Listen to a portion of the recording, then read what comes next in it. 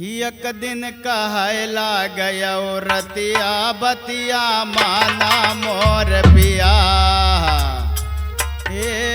एक दिन कहला गयो रतिया बतिया माना मोर पिया। एक दिन कहला गयो रतिया बतिया माना मोर पिया।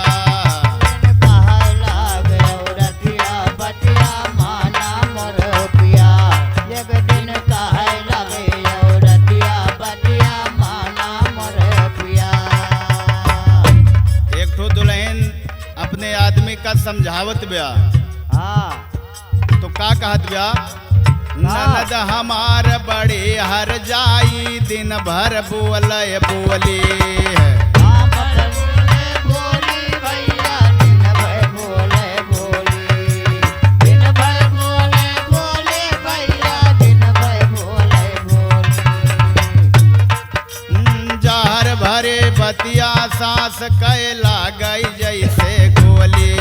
हमरऊ करे बड़े दुर्गतिया बतिया माना मोर पिया।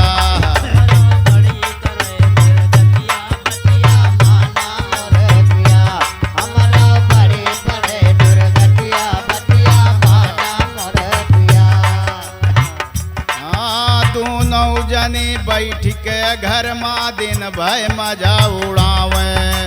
दिन भर मजा उड़ावे भैया दिन भर मजा उड़ावे, दिन भर मजा उड़ावे भैया दिन भर मजा उड़ावे।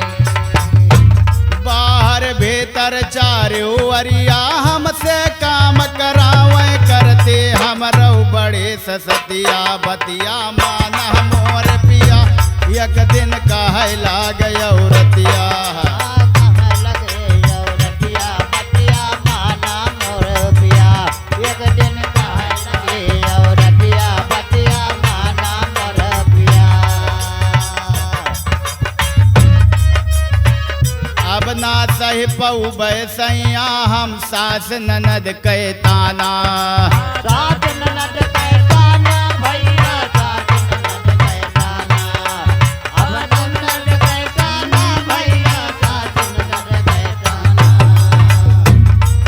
हाँ दोनों जनी रहे बैठी हम बना के दिया खाना। झगड़ा करे लड़ाई दिन रतिया बतिया माना मोर पिया। एक दिन कहला रतिया बतिया माना मोर पिया। एक दिन कहला गयो रतिया बतिया माना माना मोर पिया बतिया माना मोर पिया। एक दिन कहला गयो रतिया बतिया माना मोर पिया। एक दिन कहला गयो रतिया बतिया माना मोर पिया। काम के से दहिया कर गया वह बड़ी थकाई। आवे बड़ी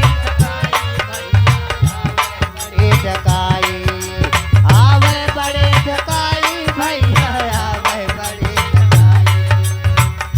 हाँ, सारी रतिया बुढ़ो खो खाई ना गई अंगवाई। जाते चला उतानी खटिया बतिया माना मोर पिया। एक दिन कहला गयो रतिया बतिया माना मोर पिया। एक दिन कहला गयो रतिया बतिया माना मोर पिया बतिया माना मोर पिया बतिया माना मोर पिया बतिया माना मोर पिया। एक दिन कहला गयो रतिया बतिया माना मोर पिया। एक दिन कहला गयो रतिया बतिया माना मोर पिया। अब भैया पतोहिया कहत ब्या कि आधी रात के मर जाते तो छुट्टी पाई। तो कहना है ये मरे का सोची है कब, जब धन दौलत बटोल नहीं है तुमसे तब। वाह बताए रहा और एका दिखाए रहा लेकिन एक अपने बहू का न देहा। वाह। नहीं तो यह दशा सबका हुए हाँ चाहे जे भवा। तो कहना है हाँ हम सबके साथे ना रहबै माना मोर कहनवा। माना मोर कहनवा भैया माना मोर कहनवा। माना मोर कहनवा भैया माना मोर कहनवा।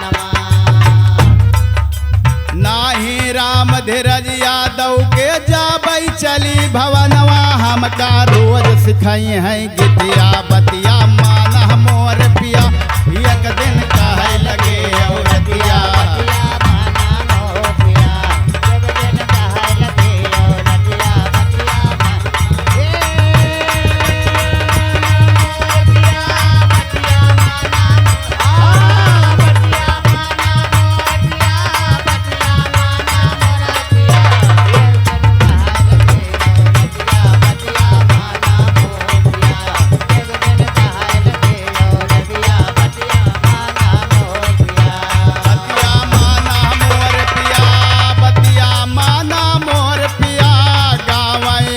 से यादव लहरिया बतिया माना मोर